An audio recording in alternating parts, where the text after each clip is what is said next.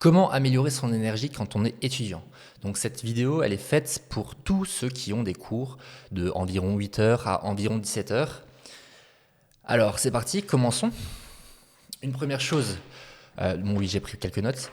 Une première chose, ben forcément c'est le sommeil. Parce que sans sommeil, on n'a pas d'énergie, donc on ne peut pas bien être en cours, bien assister au cours. C'est un peu genre la base et on le répète tout le temps, donc tu dois sûrement l'entendre souvent, mais c'est parce que c'est la vérité. Il faut un bon sommeil. Et qu'est-ce que ça veut dire un bon sommeil? Ça veut dire déjà assez de sommeil, donc suffisamment d'heures, ça 7-8 heures, ça dépend des gens, 9 heures peut-être. Mais par contre, une chose qui est importante et qu'on oublie assez souvent, c'est qu'il vaut mieux se lever à la même heure. C'est-à-dire que, par exemple, là, en ce moment, moi, je me lève tous les jours à 6 heures du matin. Et je le fais même le week-end. Parce que ton corps, il se met pas en pause le week-end. Ton corps, il continue à vivre même le week-end. Donc, c'est la première chose que je voulais conseiller, c'est se lever à la même heure, même le week-end, et donc fatalement se coucher à la même heure. Mais si tu respectes bien la règle de se lever à la même heure, en fait, ça va, ça va découler de cette règle-là, le fait d'aller se coucher à la même heure. Parce que tu vas être fatigué, ton corps va te demander de dormir, et ben, tu vas dormir. Alors peut-être que les premiers jours, tu auras du mal à t'endormir tôt, mais les jours d'après, vu que tu t'es levé tôt, ben forcément, tu seras fatigué. Donc forcément, il y a un moment où tu vas aller dormir tôt. Et ça va être une, une boucle vertueuse. Je cherchais le mot. Donc voilà, le sommeil, très important. Ensuite, donc, comment améliorer son énergie? Forcément, il y a le sommeil, mais il y a aussi la nourriture. Et alors là, j'ai parlé, donc cette vidéo, elle est expressément pour les étudiants. Il y a une chose qui est importante, c'est de boire de l'eau, beaucoup d'eau. Quand j'étudiais, quand je faisais mon master en physique, je buvais énormément d'eau. J'étudiais et j'avais ma bouteille à côté et c'était super important. Si je ne faisais pas ça, je ne savais pas étudier. Genre mon cerveau n'était pas hydraté comme il fallait et donc je ne savais pas retenir par cœur ou bien penser comme il fallait. En tout cas, je sentais que si je ne faisais pas ça, ma concentration diminuait. Donc vraiment, buvez suffisamment sur toute votre journée. Autre chose que l'eau, c'est dans la nourriture toujours, hein, ce sont les glucides.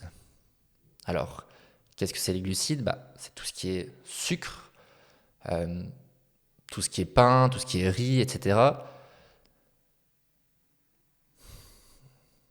Et en fait, tout ce qui est glucides, ça va te faire monter un pic glycémique. Bon, en fait, je passe les détails, mais si tu manges trop de glucides à midi, tu auras un gros pic glycémique et en fait, juste après, tu auras juste envie de dormir. Donc de là, mon conseil, c'est de ne pas trop manger à midi pour ne pas avoir ce pic glycémique et pour pouvoir travailler quand même efficacement juste après le repas du midi. Et en parallèle, en fait, moi, ce que je fais, c'est que je jeûne le matin. Pourquoi? Parce que quand tu n'as pas de nourriture dans le ventre, tu n'as pas de sang dans l'estomac, et quand tu n'as pas de sang dans l'estomac, tu as plus de sang disponible pour ton cerveau. Donc ça, c'est ce qui se passe. Et en fait, tu te rends vraiment compte, les premières fois que tu commences à jeûner, tu as un espèce de brouillard mental qui est pas présent. Genre quand tu manges, quand tu prends ton petit déjeuner, tu as un peu une petite digestion, un petit brouillard mental, mais tu te rends pas compte parce que tu petit déjeunes tous les jours. Donc, tu le vois en permanence, donc tu te rends pas compte qu'il est là. Mais le jour où j'ai commencé à arrêter de manger au matin, je me suis dit, mais waouh, genre, je ne savais pas que je pouvais avoir cette clarté mentale au matin, quoi. Ouais, donc ça c'est pour le matin. Euh, En fait, c'est pas vraiment l'énergie, mais c'est plutôt genre le fait d'étudier, de bien travailler, d'être concentré en cours. Genre, c'est ça qui est important. Bon, on va rester sur la nourriture. Là, je suis en train de lire mes notes. En fait, je vois que genre, j'ai marqué d'avoir des bonnes macronutriments, des bons macronutriments du coup, comme par exemple tout ce qui est protéines, glucides justement et lipides. Pourquoi? Pour ne pas apporter trop à ton corps, ça sert à rien, et ni trop peu. Parce que justement, les glucides, c'est ce qui gère ton énergie. Donc, si tu n'en as pas assez, tu n'auras pas suffisamment d'énergie sur du long terme. Donc, il faut avoir une certaine balance, d'avoir suffisamment de glucides pour avoir de l'énergie, mais pas trop pour pas avoir ce pic glycémique. Donc moi, ce que je te conseille, en fait, c'est de manger beaucoup de glucides, mais plutôt au soir. Moi, je mange beaucoup de patates, beaucoup de pâtes au soir. Comme ça me permet de m'endormir après. Mais c'est pas grave, vu que j'ai prévu d'aller dormir tôt, donc c'est très bien. Ouais. Et par contre, en fait, une chose qui pourrait être intéressante, ce serait de prendre des compléments alimentaires. Alors, je ne suis pas du tout un pro là-dedans, mais juste là, on est en hiver, ça coule de source qu'il n'y a pas beaucoup de soleil, et ça coule de source du coup qu'on a besoin de vitamine D. Et ça, c'est recommandé par tous les médecins. Donc, n'hésite pas à prendre de la vitamine D et d'autres compléments alimentaires. Ça, je ne suis pas spécialiste, mais va checker par toi-même. Alors, un truc qui m'a beaucoup aidé, moi, en fait, on va parler de plusieurs trucs qui m'ont beaucoup aidé, mais là, vraiment, un truc qui m'a beaucoup aidé, ce sont les routines matinales et vespérales. Donc, vespérales pour le soir. Pourquoi? Parce que justement, moi, je suis quelqu'un qui s'endort très difficilement. Et la routine vespérale, donc la routine au soir, elle m'a permis d'avoir cette routine qui fait que je dis à mon cerveau, ok Bastien, tu peux aller dormir. Ok Bastien, c'est bon, on peut se calmer, on va aller dormir. On sait qu'on fait ça d'habitude et qu'après on va dormir, donc maintenant c'est le moment de se calmer. Et dans cette routine, tu peux faire plusieurs choses. Ça dépend vraiment de toi. Moi, ce que je faisais, c'est en général, c'est que j'écrivais mes objectifs et je mettais de la musique calme, la musique classique, et je m'étirais. Tout ça sans mon téléphone. Ce qui me permettait en fait euh, de me calmer, de m'étirer et de me détendre, autant musculairement que dans ma tête. J'ai essayé vraiment de faire le vide, de faire le calme. Et alors pourquoi la routine matinale aussi, ça m'a aidé? Parce que quand tu te lèves et que tu fais tous les jours la même chose, tu ne dois plus y réfléchir. Ça te retire une énergie mentale qui fait que euh, tu te lèves et ça devient des automatismes. Ça paraît rien comme ça, mais ce sont le genre de petites choses qui fait qu'à la fin, tu es rempli d'énergie. Et par contre, vraiment, la routine vespérale, je la recommande vraiment si tu as du mal à t'endormir. Ça m'a beaucoup aidé. Ça m'a aidé comme avec la marche. Donc j'en viens tout de suite. Alors pourquoi est-ce que je recommande la marche pour augmenter son énergie? Parce que, en fait, il y a plein de raisons. Et je ne vais pas toutes les citer. Juste, j'en citer quelques-unes. Notamment le fait que quand tu marches, tu peux faire des pauses qui sont efficaces. Donc forcément, là, on parle de tes cours. Donc c'est ta cours de 8h à 17h. Bon, là, on est en hiver. Donc il fait vite noir. Mais c'est pas grave. Tu peux étudier pendant 1 heure, 1 heure et demie, puis aller marcher, revenir et réétudier. Pourquoi c'est efficace? Parce que ça te permet de prendre l'air. Ça te permet de marcher et en fait ça va faire circuler ton sang et surtout ça va faire circuler ta lymphe. Si tu ne savais pas, en fait on a un circuit lymphatique et la lymphe elle ne circule pas comme le sang avec une pompe. Il n'y a pas de pompe pour le circuit lymphatique. Donc pour faire circuler cette lymphe, et cette lymphe c'est quoi en fait? Ce sont des déchets, il faut bouger, il faut être en mouvement. Et donc la marche c'est excellent pour ça. Et justement, avec la marche, on va dépenser un peu d'énergie, ce qui va faire qu'on aura plus facile à aller dormir au soir. Et alors tu peux me dire, oui, mais alors autant aller courir. Mais en fait, quand tu cours, là, tu dépenses trop d'énergie et donc tu ne sais pas très bien étudier après. Donc le juste milieu, c'est la marche.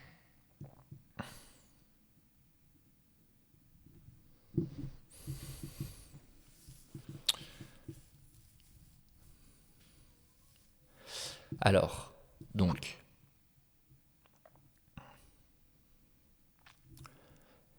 si j'étais vraiment motivé pour avoir des bons points à l'école, des bons points en maths, une chose que je ferais, ce serait de me lever plus tôt que les cours. Donc en fait, comme à cette heure-ci par exemple, enfin comme en ce moment par exemple, je me lève à 6 heures, je ferais pareil si j'étais étudiant. Je me lèverais à 6 heures, je ferais ma petite routine matinale, j'étudierai 1 heure et après j'irai en cours. Il faut être motivé, je suis d'accord, mais cette heure-là, elle va être précieuse parce que tu n'auras pas mangé, donc ça veut dire que tu seras full concentré. Tu seras en cours juste après, donc en fait, si tu travailles pendant cette heure-là les cours que tu as dans la journée, si jamais tu as des questions, tu peux les poser en direct pendant les cours. Et ça, c'est vraiment super intéressant.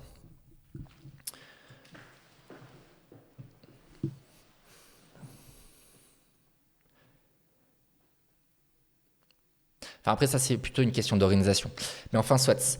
Si on revient sur l'énergie, notamment l'énergie mentale, quelque chose qui est vraiment important, à mon sens, c'est de se fixer un objectif à long terme. Par exemple, moi, ça a été d'obtenir mon diplôme de master en physique. Donc, ça, c'était mon objectif. Et de là, après, j'avais des sous-objectifs, notamment réussir mes sessions d'examen. Par exemple, si j'avais des examens en janvier, mon sous-objectif, c'était de tout réussir en janvier. Et une fois que j'avais fait ça, je pouvais prendre chaque cours et les découper. Et pour chaque cours, je pouvais trouver les actions que je devais mettre en place pour pouvoir réussir ce cours. Pourquoi je vous parle de ça? Parce que je savais au fond pourquoi je voulais réussir mes cours. Parce que je voulais réussir mes examens, parce que je voulais réussir ma session de janvier, parce que je voulais mon diplôme. Ok? Si tu n'as pas quelque chose derrière la tête, genre un vrai pourquoi, c'est plus dur de travailler quand tu seras dans des périodes de down. Genre par exemple, si tu es fatigué en période d'examen, ou même si tu es triste pour une raison ou une autre, si tu es énervé, si tu es émotionnellement impacté, ce sera beaucoup plus dur pour toi si tu ne sais pas pourquoi tu travailles. Donc, essaye de définir un pourquoi. Genre, moi, c'était juste d'avoir mon diplôme, d'avoir une sécurité, de, bah, d'être sur le marché de l'emploi et d'avoir quelque chose pour me dire, je pourrais trouver du travail. Et ça, c'était mon pourquoi. Et ça me permettait vraiment, dans les moments difficiles, de me dire, en fait, Bastien, tu sais pourquoi tu le fais, donc continue, fonce, et après on verra. C'est ce que j'ai fait, j'ai obtenu mon diplôme, et c'est grâce à ce pourquoi que j'avais une flamme en moi, même quand c'était dur. Donc, travaille sur ça, essaye de réfléchir à ça. Oui, il y a une chose qui m'a vraiment... donc, quand j'étais au pic de mon énergie, pendant mes études, je faisais une chose, c'était de planifier mes objectifs sur la semaine et tous les jours en fait. Donc, je faisais moins ça sur la semaine, mais je sais que ça se fait bien et je le recommande.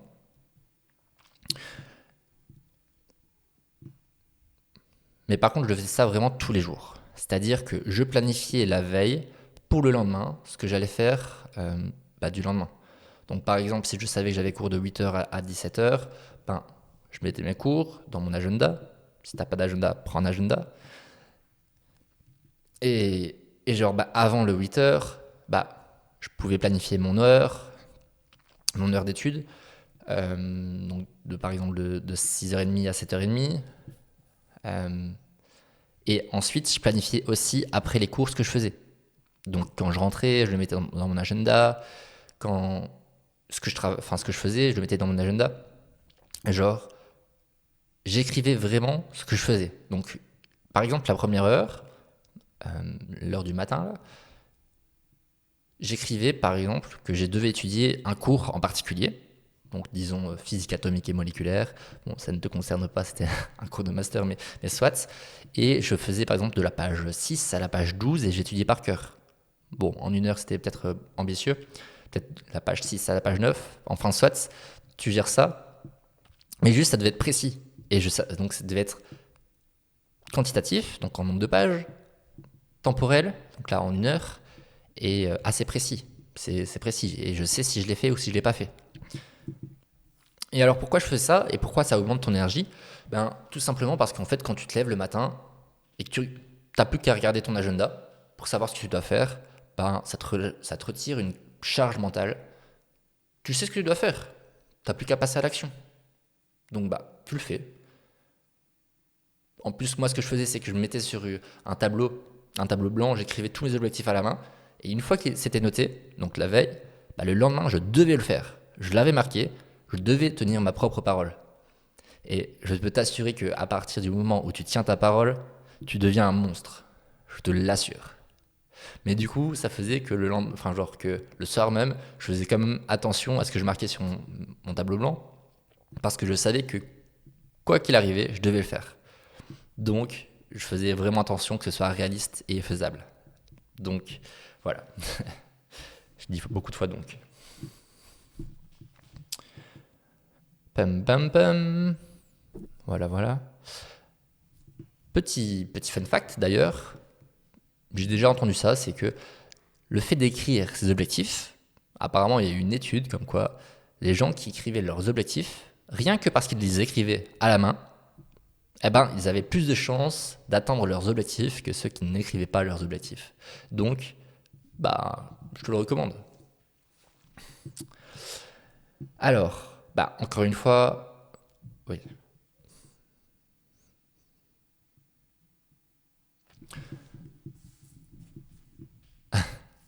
Ça me fait rire parce que c'est un sujet qui est assez répandu. Donc on va en parler tout de suite. Ce sont les réseaux sociaux. Forcément, tu es sur les réseaux sociaux, tu regardes YouTube, Insta, etc. Alors mon conseil vraiment, c'est de ne pas y aller pendant tes heures de cours ou quand tu travailles. Genre vraiment, si tu travailles sur ton bureau, déjà il faut qu'il soit en ordre, il faut qu'il n'y ait rien du tout. Genre vraiment qu'il soit vide, qu'il n'y ait que limite ton PC ou tes feuilles, un bic, c'est tout. Même pas ton téléphone. Ton téléphone, même pas dans ta poche ou quoi. Hein. Tu le mets ailleurs, soit dans une autre pièce, soit sur ton lit. Faut pas que tu le vois. Et de là, ça en découle que du coup, tu vas pas sur les réseaux sociaux. Parce que vraiment, les réseaux sociaux, ça te prend de l'énergie mentale et ça te prend de la concentration aussi, du coup. Et même, même si tu scrolles à midi, par exemple, ça va te prendre ton énergie mentale pour le reste de ta journée. Donc, fais attention avec ça. Genre, si tu es du genre à aller beaucoup sur ton téléphone tous les jours, même pendant les cours,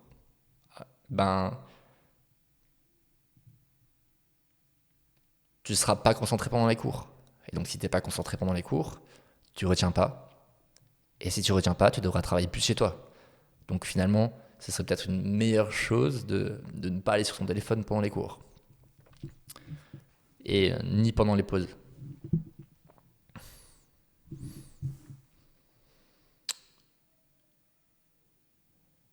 Et d'ailleurs, petite parenthèse, c'est qu'en fait, faites attention aussi à qui vous suivez sur Instagram, YouTube, TikTok, etc. Parce que ces personnes, ces influenceurs, vont influencer justement vos pensées. Et donc, s'ils influencent vos pensées, ils vont influencer vos actions et donc vos résultats. Donc, faites attention à qui vous suivez. Je rappelle cette petite phrase, mais on est la moyenne des 5 personnes qui nous entourent. Et elles peuvent nous entourer de manière numérique aussi. Donc si vous suivez quelqu'un que vous voyez peut-être plus souvent que votre sœur ou votre frère ou je ne sais pas qui, cette personne-là, elle fait clairement partie de votre entourage. Donc faites attention à ça. Voilà, boss. J'ai fini avec l'énergie. J'ai dit pas mal de choses intéressantes. J'espère que tu as pris note. Si tu as besoin... Ah oui, il y a une chose que j'ai pas dit en fait.